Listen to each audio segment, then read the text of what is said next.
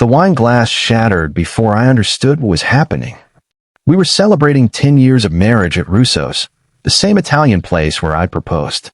Candles flickered across smiling faces. My parents, Mara's co-workers, our closest friends. I was halfway through my toast when the boy burst through the entrance. He couldn't have been more than 15, pale and shaking, his voice cracking as he shouted across the dining room. "Mom, why are you here with him?" The word "Mom" hung in the air like smoke. Every head turned toward our table. Mara's wine glass slipped from her fingers, red liquid spreading across white linen like blood.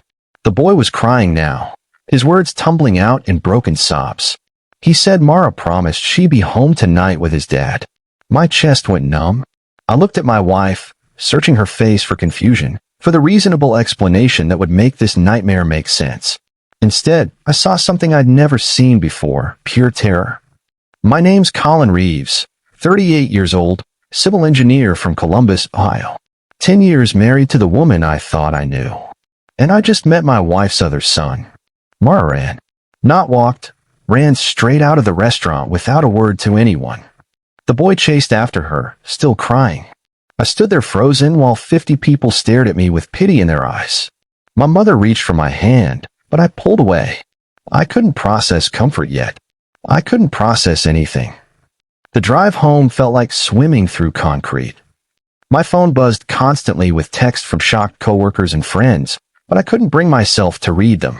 Our house looked exactly the same as when we'd left it 2 hours ago, but everything felt different now. Contaminated somehow.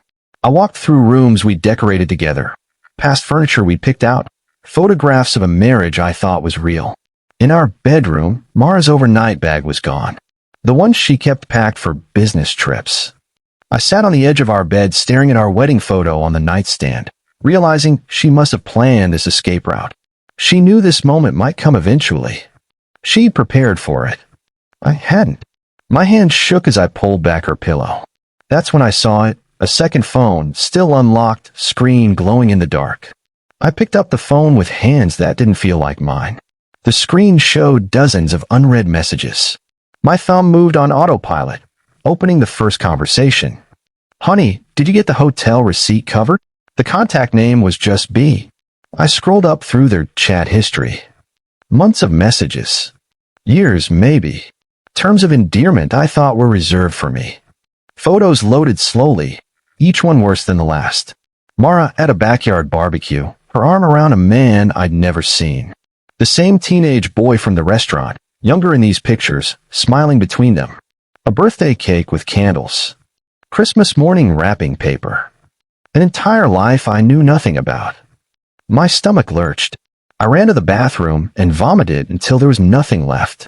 When I came back, the phone was still there, still real. I forced myself to look at the contact information again. The man's full name was listed in the details. Brian husband, not boyfriend. Not affair partner. Husband. She'd used the same word for both of us. I sat on the floor until sunrise, reading through every message, looking at every photo, my marriage dissolving with each swipe. The timeline made me sick. Mara married Brian 8 years ago, according to the anniversary messages I found. We'd been married for 10. She'd had 2 weddings, 2 anniversaries, 2 versions of herself running simultaneously. The messages revealed 2 mortgages, 2 sets of utility bills, 2 completely separate lives. She'd been splitting her time between Columbus and Chicago, telling each of us she traveled for work. All those business trips suddenly made horrible sense. I printed everything from the phone. Every message, every photo, every receipt. My hands moved mechanically, feeding paper into the printer, while my brain struggled to accept what I was seeing. This wasn't a simple affair that got out of hand. This was calculated. Systematic. She'd built an entire architecture of lies and maintained it for years. But as I organized the evidence into folders, something shifted inside me. The crushing heartbreak began hardening into something colder, sharper. Focus. I wasn't going to fall apart. I wasn't going to rage and break things. I was going to be smart, strategic. I opened my laptop and typed carefully into the search bar, "How to prove bigamy legally." The results loaded. I started reading, taking notes, planning. I couldn't sleep, so I did what I always do when my mind races. I analyzed the problem. Mara had always been perfect on paper. The ideal wife everyone envied. She remembered birthdays, organized charity events, smiled in every photo. At my company functions, people would tell me how lucky I was. She'd bake cookies for my coworkers, remember their kids' names, ask thoughtful questions about their lives. It was a performance, I realize now. All of it carefully designed to be above suspicion. I thought back to her business trips, at least 2 per month. She'd pack efficiently, kiss me goodbye at the door, text me goodnight from hotel rooms I assumed were real. Sometimes she'd send photos, room service dinner, boring conference halls, the view from her window. Were those even her photos? Or did she have a collection saved, ready to deploy as alibis? Last year, she'd gone to Cleveland for a medical device conference. 3 days, she'd said. But when I'd surprised her with flowers delivered to her hotel, she'd gotten angry. Said I was being controlling, that she needed space to focus on work. I'd apologized. Actually apologized for trying to do something nice. Now I pulled up our credit card statements, hand shaking as I scrolled to that date. Cleveland conference. But her card showed purchases in Chicago. Gas station. Grocery store. She'd lied so easily. At work Monday, I moved through my day like a ghost. Engineering calculations that usually absorbed my complete attention felt meaningless. My coworker Amy cornered me by the coffee machine during lunch. She spoke quietly, glancing around to make sure we were alone. "Colin, I'm so sorry about what happened at your anniversary." I nodded, not trusting my voice. "Listen," Amy continued, her voice dropping even lower. "This might sound terrible, but I'm not completely surprised." My head snapped up. "What do you mean?" She hesitated, clearly uncomfortable. "About 6 months ago, I was in Chicago visiting my sister. I saw Mara downtown, holding hands with someone. Not you. I almost said hello, but something stopped me. The way they were together, it looked so intimate. Like they'd been together for years. My coffee cup felt too hot in my hands. Why didn't you tell me? I convinced myself I was wrong. That it was someone who looked like her. I didn't want to cause problems if I was mistaken." Amy pulled out her phone, scrolling through old photos. "But I wasn't mistaken. I took a picture just in case. I felt guilty about it ever since." She turned the screen toward me. There was Mara in Chicago, her hand on a man's chest, wedding ring clearly visible. The timestamp showed the exact dates she told me she was at that Cleveland conference. "Can you send me that?" I asked quietly. Amy sent the photo within minutes. I stared at it on my phone, zooming in on details. Mara's expression was completely relaxed, genuinely happy. The way she looked at this man, this Brian, it was how I thought she looked at me. Maybe she never looked at me that way at all. That night, I created a new folder on my computer labeled simply Truth. Inside went Amy's photo, screenshots from the second phone, printed messages. I organized everything chronologically, building a timeline of lies. Each piece of evidence was dated, labeled, cross-referenced. My engineering background made me methodical. Precise. This wasn't just about anger anymore. It was about building an airtight case. I thought about confronting Mara directly, demanding answers, making her face what she'd done. But something stopped me. Instinct maybe. Or just the memory of how quickly she'd run from that restaurant. If I showed my hand too early, she'd disappear. She'd already proven she could vanish without warning. Instead, I picked up my phone and called my old friend Dana, who'd become a family law attorney. I kept my voice casual, almost academic.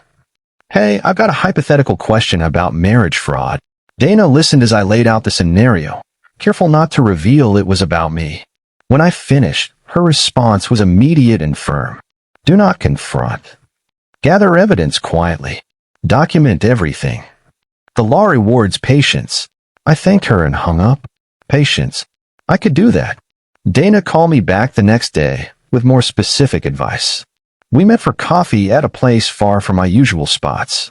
She brought a legal pad covered in notes. "Your hypothetical situation is actually bigamy, which is a felony in Ohio," she explained. "But these cases are hard to prove without solid documentation. You need marriage certificates, joint financial accounts, proof of cohabitation. Photos and text messages help, But they're not enough alone. I nodded, absorbing every word. The key is staying calm. Don't let her know you're gathering evidence. Act normal. If she suspects you're building a case, she'll hide assets, delete communications, maybe even flee the state. What about confronting her? I asked. Does that hurt the case? It can. Emotional confrontations rarely go well legally. People say things they don't mean, make threats they can't back up. It muddies the water. Dana looked at me seriously. I know it's hard, but you need to be strategic. Play dumb. Let her think she's still safe. I left that meeting with a clear plan. I'd wait for Mara to contact me. I'd act confused but forgiving. I'd give her enough rope to hang herself. The text came exactly 1 week after the anniversary disaster. I was eating dinner alone when my phone buzzed. Mara's message was short, almost casual. Sorry I freaked out that night. Can we talk? I stared at those words for a long time before responding. Of course. Come home. She replied immediately. Tomorrow night. Thank you for understanding. Understanding. Right. Mara came home Tuesday evening like she was returning from a normal business trip. She had her overnight bag, her work smile, her practiced explanations ready. I opened the door and watched her performance begin. Colin, I'm so sorry about the scene at the restaurant. She set her bag down, reaching for my hands. That boy, he's my cousin Rachel's son. He's been having some mental health issues lately. Delusions, paranoid episodes. Rachel's been trying to get him help, but he showed up at the restaurant having some kind of breakdown. The lie came out smooth, rehearsed. I wondered how long she'd been practicing it. He called you Mom, I said quietly. She laughed, the sound perfectly calibrated to suggest gentle exasperation. I know. It's part of his condition. He fixates on people. His therapist warned us this might happen. Mara moved closer, her eyes searching mine for any sign of suspicion. I ran because I panicked. I should have stayed and explained, but I was so embarrassed. All those people watching. I let her pull me into a hug, feeling her relief when I wrapped my arms around her. She thought I believed her. She thought she'd gone away with it. That night, she slipped into bed beside me like nothing had changed. In the darkness, she whispered, I'm glad you trust me. I lay awake long after her breathing deepened into sleep, staring at the ceiling, my mind working through next steps. I installed a small camera in my home office the next day while Mara was at work. Nothing fancy, just a basic security device that uploaded footage to cloud storage. I noticed something over the past few months that hadn't seemed important at the time. Mara had started using my laptop occasionally, claiming hers was acting up. She'd ask to check her email or look something up, always when I was in the room but distracted. Now I wondered what she was really doing. The camera would tell me. I didn't have to wait long. That Friday, footage showed Mara entering my office while I was supposedly at a meeting. She went straight to my laptop, plugging in a small USB drive. Her fingers moved quickly across the keyboard, her eyes flicking toward the door every few seconds. She was nervous, scared of being caught. I watched the timestamp tick by as she worked. 12 minutes. Then she pulled out the drive, closed the laptop, and left the room. That night, I checked my recent files. Someone had accessed my work folder, the one containing proprietary engineering designs from current projects. File properties showed they'd been copied to an external device. My stomach dropped. She wasn't just betraying me personally. She was stealing from my company, putting my career, my reputation, everything I'd built at risk. I sat in my office long after Mara went to bed, rage and disbelief warring inside me. How deep did this go? Monday morning, I got my answer. My supervisor called me into his office, his expression grim. Our IT department had flagged unusual activity on my account. Someone had accessed sensitive client files after hours, files that later appeared in a proposal from a competing firm. The login credentials matched mine. Colin, I need to ask you directly. Did you share these files with anyone? His tone was careful, professional, but I could hear the accusation underneath. No, absolutely not. Has anyone else had access to your computer? I thought about Mara, her fingers flying across my keyboard. My wife sometimes uses my laptop at home, but she wouldn't. I stopped, the words turning to ash in my mouth. My supervisor's expression softened with something like pity. We pulled building security footage from last month.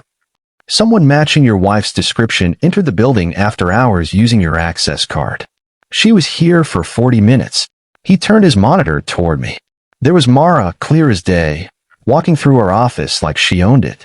My security badge hung around her neck. She must have taken it from my bag when I wasn't looking. My career wasn't just at risk. It was actively being sabotaged. I need to see all the footage, I said, my voice steadier than I felt. And I need to talk to our legal team. This wasn't about a marriage anymore. This was corporate espionage. And I was about to bring the full weight of it down on her head. I spent the next 3 days working with our company's security team and legal department. Every instance of unauthorized access was documented, timestamped, cross-referenced with Mara's known whereabouts. The pattern was undeniable. She'd been systematically stealing my work for months, probably selling it to competitors. Our legal team wanted to press charges immediately, but I asked them to wait. I need to handle some personal matters first, I explained to our general counsel. This ties into something bigger. Give me 2 weeks. He agreed reluctantly. Meanwhile, I continued my own investigation at home. I installed tracking software on my laptop that would alert me whenever files were accessed. I started recording every conversation with Mara using a voice-activated app on my phone. Every interaction became evidence. Every lie another nail in the coffin she was building for herself. I pretended everything was normal. I kissed her goodbye in the mornings, asked about her day over dinner, made plans for the weekend. She had no idea I was watching her every move. Then one night, her second phone buzzed from where she'd hidden it in her dresser drawer. She was in the shower, and I moved quickly, quietly. The message was from Brian, getting worried. Your husband asking questions. Her reply came through moments later, probably typed one-handed with water running over her. He suspects nothing. We're safe. Another message, but we should talk. Friday, usual place. Mara can't. Need to stay close. Going on business trip next week instead. I took photos of everything and returned the phone to its hiding place before she emerged from the bathroom. Mara grew increasingly paranoid over the following days. She started checking my phone whenever I left it unattended, scrolling through my messages and call history. She'd ask pointed questions about my day, fishing for signs I knew something. Did anyone at work say anything weird to you? She asked one evening, trying to sound casual. Weird how? I don't know. Just wondering if people have been talking about us after the restaurant thing. I shrugged. Nobody's mentioned it. The relief on her face was visible. She thought she dodged the bullet. She had no idea I was loading the gun. I played the perfect husband. Patient, understanding, maybe a little oblivious. I let her think I was too trusting to question her explanations, too simple to see through her lies. When she announced another business trip to Chicago the following week, I just nodded. How long this time? 4 days. Medical supply conference. I'll be back Friday. She kissed my cheek, already mentally gone. You sure you don't mind? Of course not. I know work is important. That Friday, I told my supervisor I needed to take a few personal days. He didn't ask questions. He knew enough about what was happening to understand. I packed a bag, filled my car with gas, and drove to Chicago. I'd already tracked down Brian's address using information from Mara's second phone. The house was in a quiet suburb, the kind of neighborhood where people walked their dogs and kids played in yards. Normal. Just like our neighborhood in Columbus. I parked across the street and waited. They arrived just before dinner time. Mara's car pulled into the driveway behind Brian's truck. The teenage boy got out first, carrying his backpack like he was coming home from school. Because he was. This was his home. Mara followed, laughing at something Brian said as they walked to the front door together. She was wearing jeans and a sweater I'd never seen before, her hair styled differently. Softer somehow. She looked happy. Genuinely happy. Not the carefully maintained contentment she showed me, but real joy. That hurt worse than I expected. I sat in my car filming everything on my phone. Mara cooking dinner visible through the kitchen window. Brian helping the boy with homework at the dining table. The three of them eating together, talking, laughing. A family. After dark, lights clicked on in the upstairs bedroom. I watched shadows move behind curtains, 2 figures close together. My wife and her other husband. I'd seen enough. I was pulling away from the curb when my phone rang. Unknown number. I almost didn't answer. Hello? Is this Colin Reeves? A woman's voice, uncertain and strained. Yes. Who's this? My name is Julia. I'm Brian's wife. The car swerved slightly. I pulled over, gripping the phone. What? His real wife, she clarified, her voice breaking. Legal wife. From before he met your wife. We never divorced. The world tilted again. I don't understand. Neither did I, Julia said, until I found text messages on his phone. Between him and someone named Mara. Julia and I talked for 2 hours, comparing notes like detectives piecing together a crime. She'd been married to Brian for 12 years. They'd had problems, sure, but she thought they were working through them. Then he started taking business trips, staying late at work, acting distant. Classic affair signs. I found a burner phone in his gym bag last week, Julia explained. Messages between him and your wife going back years. But here's the thing, she told him she was divorced. That she'd been married before, but it ended badly. He had no idea you existed. She played us both, I said quietly. That boy from the restaurant, that's their son? Tyler. He's 15. Brian tells him his mom travels for work. Tyler only recently started questioning why she's never around for more than a few days at a time. I could hear Julia crying softly on the other end. When she spoke again, her voice was harder. Colin, I think she's been stealing from both of you financially. Brian's been complaining about money problems for months. Funds disappearing from accounts he can't explain. My jaw clenched. She's been doing the same to me. And stealing from my company. We need to stop her, Julia said, before she destroys more lives. We made a plan. Julia would pretend she didn't know anything, giving Mara a false sense of security. Meanwhile, I continued documenting everything. We'd share information, build an airtight case together. There's one more thing, Julia added before hanging up. I've been tracking Brian's credit cards. There's a joint account I never knew about. Registered to a business called Mara Consulting Group. Want to guess who owns it? I pulled our joint bank statements the moment I got back to Columbus. I've been so focused on the emotional betrayal that I hadn't looked carefully at our finances. Now I started with our savings account, the one we built together over 10 years of marriage. The balance made my breath catch. We should have had close to $60,000 saved. The current balance was $800. I scrolled through months of transactions. Small transfers at first, $1,000 here, $1,500 there. Then larger amounts, $5,000, $10,000. All going to an account labeled MC Consulting, Mara Consulting, her shell company. I pulled up the business registration using public records. Mara had established it 3 years ago, naming herself as sole proprietor. But buried in the paperwork was something interesting, a co-signer on the business account. My name, my signature. Except I'd never signed anything. I held the document up to the light, examining the signature closely. It was good, almost perfect. But the middle initial was wrong. She'd forged my name, making me legally liable for a business account she was using to steal from me. The irony was almost funny. Almost. But there was a silver lining. As co-signer, even a forged one, I had legal standing to access the account. To see exactly where all that money had gone. To freeze it if necessary. I called Dana immediately.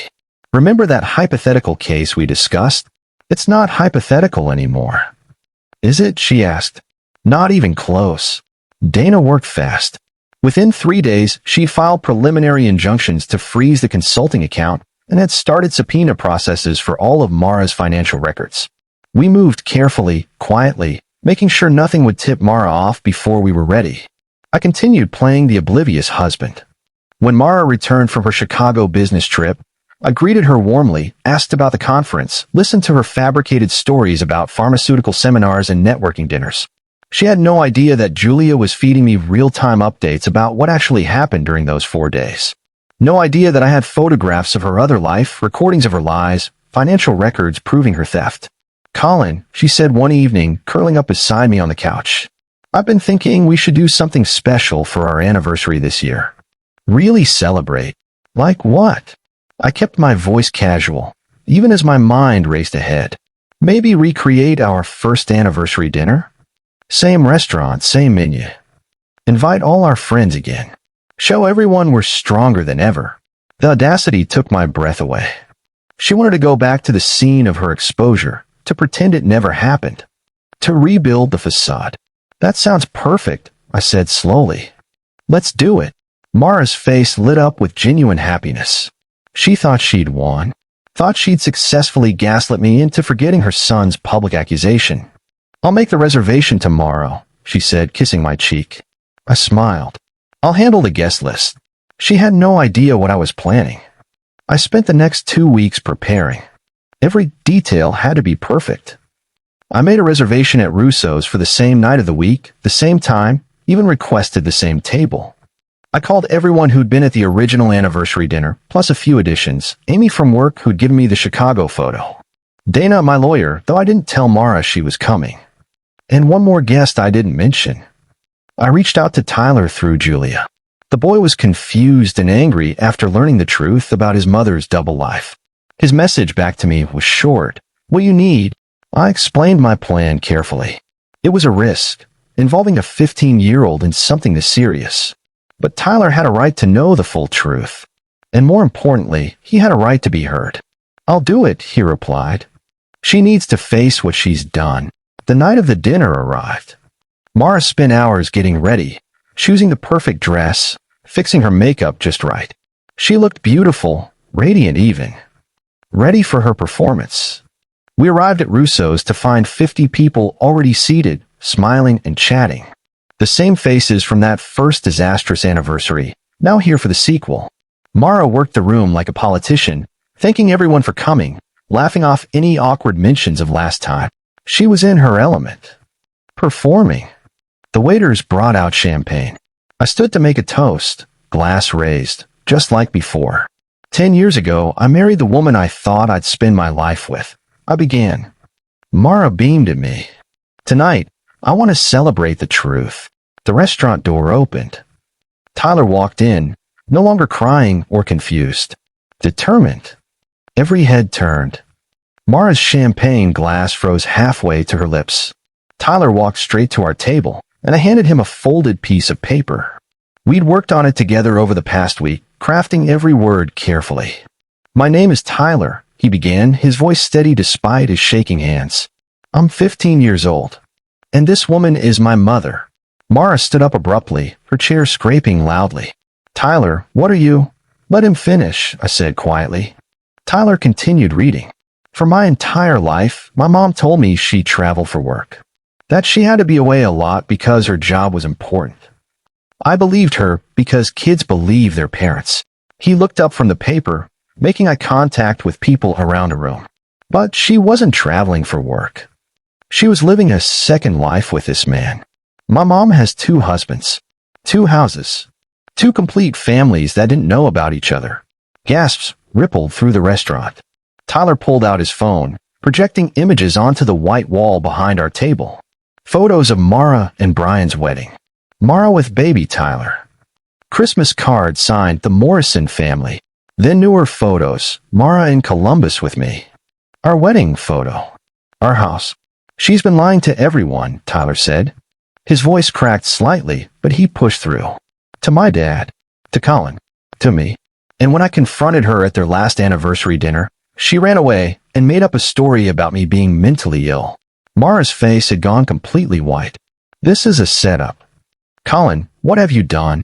I stood calmly, pulling out my own folder. I opened the folder, the weight of 2 years of collected evidence heavy in my hands.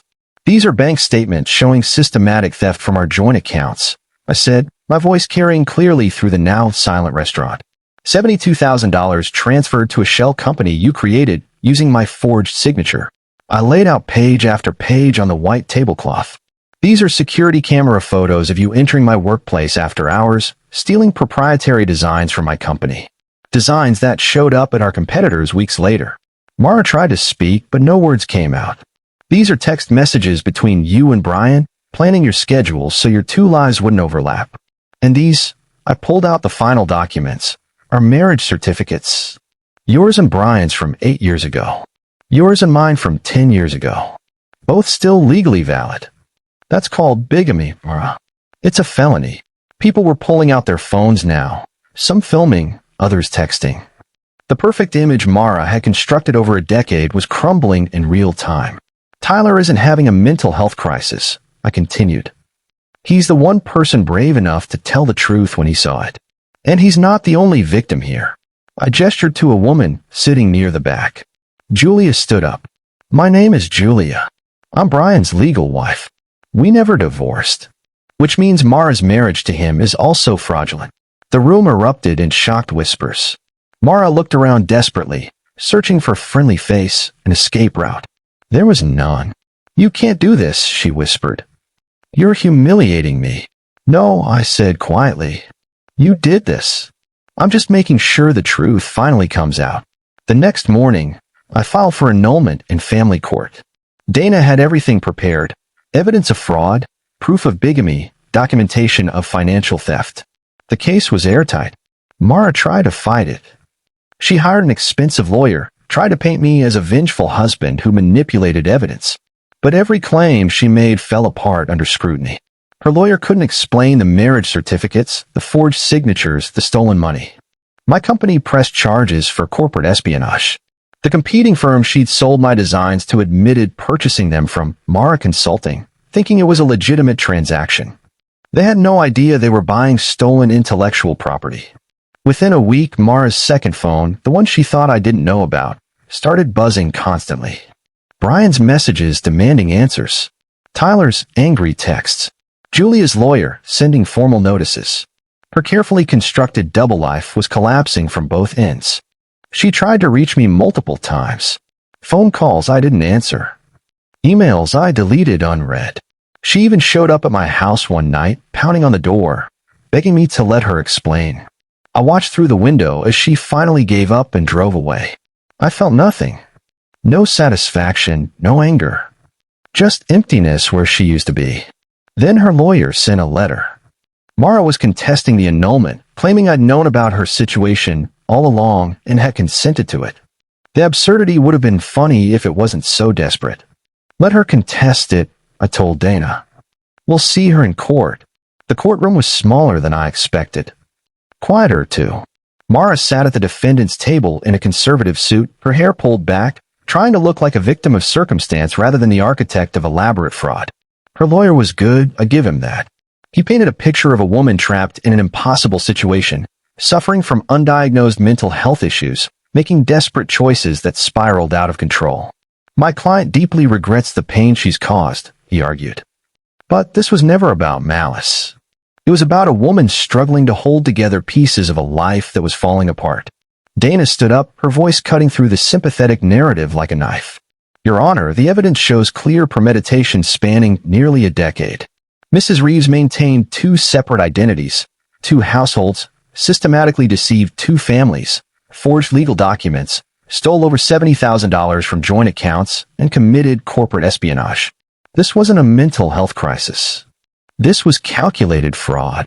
She presented our evidence methodically. Bank statements, text messages, security footage, Tyler's testimony, recorded on video with Julia present. Even Brian had provided a statement, angry and betrayed. The judge listened without expression, occasionally making notes. When both sides rested, she took a brief recess. 20 minutes later, she returned. I've rarely seen a case this clear-cut, she began. The evidence of fraud, bigamy, and financial theft is overwhelming and undisputed. She looked directly at Mara. The annulment is granted. Additionally, I'm freezing all assets in the Mara Consulting account and awarding full ownership of the marital home to Mr. Reeves. The fallout spread like wildfire. Mara's employer terminated her contract for ethical violations after learning about the theft and fraud. Brian filed for divorce, seeking full custody of Tyler. The boy's testimony about years of maternal abandonment and manipulation weighed heavily in his favor. The competing firm that bought my stolen designs settled with my company for 6 figures, trying to avoid a larger lawsuit. My name was cleared completely, and I received a promotion for handling the situation professionally despite the personal cost. But the real damage to Mara went beyond legal consequences. Her reputation in both Columbus and Chicago disintegrated overnight. Friends she'd cultivated for years stopped answering her calls. The charity organization she volunteered with quietly removed her name from their boards. Social media lit up with the story. Someone had filmed Tyler's speech at the restaurant, and it went viral. Millions of views, thousands of comments debating the ethics of public exposure versus the right to truth. Mara became a cautionary tale. The woman who thought she could maintain two lives indefinitely until her own son's courage brought it all crashing down. Then Julia called me with news I hadn't expected. "You won't believe what Mara's trying now," she said, her voice tight with barely controlled anger. She contacted Brian through Tyler, begging for another chance. Said she made mistakes, but she truly loved them both. That she could explain everything if they just listen. What did Brian say? He recorded the whole conversation. She admitted to everything, Colin. All of it. On tape. I listened to the recording Julia sent. Mara's voice was desperate, pleading, completely different from the composed woman I'd known for 10 years. "I never meant for it to go this far," she said on the tape. "It started as a mistake, and then I didn't know how to fix it without losing everything. So I just kept going, kept lying, kept building walls between my two lives." Brian's voice cold and distant. "You destroyed our family. You stole from both of us. You made our son question his entire childhood." "I know," Mara sobbed. "I know what I did. But I loved you both. That was real, even if everything else was a lie." The worst part was, I almost believed her. Not about the love, but about the trap she'd built for herself. One lie leading to another, the web growing more complex until she couldn't see a way out that didn't destroy everything. But sympathy didn't change the facts. She'd made choices, hundreds of choices over years, and every single one had been selfish. Calculated to protect her double life at everyone else's expense. Dana took the recording to court as additional evidence. It sealed every remaining hole in our case. Mara lost her appeal, lost her consulting business, lost custody of Tyler. The judge ordered her to pay restitution for the stolen funds plus damages. Ryan's divorce went through quickly after that. Tyler chose to live with his father full-time, refusing visitation with Mara until she gets real help. The boy had grown up fast in the past few months. Too fast, maybe. But he'd also found his voice, his strength. I donated a portion of my settlement to a family counseling nonprofit that specialized in helping children of divorce. It felt right somehow, turning Mara's betrayal into something that could help other families heal. 6 months later, I stood in my new living room watching movers arrange furniture. I'd sold the Columbus house, the one filled with memories of a marriage that never really existed. Started fresh in a smaller city 2 hours away, closer to my parents. The engineering firm had offered me a position, heading their new security division. Protecting intellectual property, implementing safeguards against internal threats. Ironic, maybe, but I was good at it. I understood how people exploited trust because I lived through it. Tyler sent me a message that morning. Just a few words, but they meant everything. "Thank you for believing me when nobody else did. You gave me permission to tell the truth." I'd stayed in touch with him and Julia over the months. Not like family exactly, but like survivors of the same disaster, recognizing each other's scars. Tyler was doing better. Therapy helped. So did distance from his mother. He'd sent me his report card last week, all A's and B's, focusing on school he'd written. "Dad says college applications start next year. Maybe engineering like you." That made me smile. The kid had steady hands and a logical mind. He'd be good at it. I walked out onto my new porch, coffee in hand, watching the sun set over unfamiliar streets. My phone buzzed with a message from Dana. Mara had filed for bankruptcy. Lost her apartment in Chicago, was living with her parents now. Working retail to pay off her court-ordered restitution. Her fall had been complete and public. Part of me, a small part one wasn't proud of, felt satisfaction at that. But mostly I just felt tired. Tired of anger, tired of betrayal, tired of looking backward. Sometimes losing someone is how you find yourself, I said aloud to no one in particular. I'd spent 10 years building a life with someone who didn't exist. Now I was building something real. Smaller, maybe quieter. But mine. Honest. True. My neighbor waved from across the street, a woman about my age walking her dog. I waved back. Simple human connection, no pretense, no hidden agendas. Just neighbors being neighborly. I finished my coffee and went back inside. Tomorrow I'd start my new job, meet my new team, begin the next chapter. Tonight I'd order pizza, watch a game, maybe call my parents. Normal things. Real things. The truth hadn't just exposed Mara's lies. It had freed me from them. And that, I realized, was worth more than any revenge could ever be. I was 48 hours from my 10th anniversary when my life exploded. Now, 6 months later, I was finally ready to start living again. Not perfectly. Not without scars. But honestly. And that made all the difference.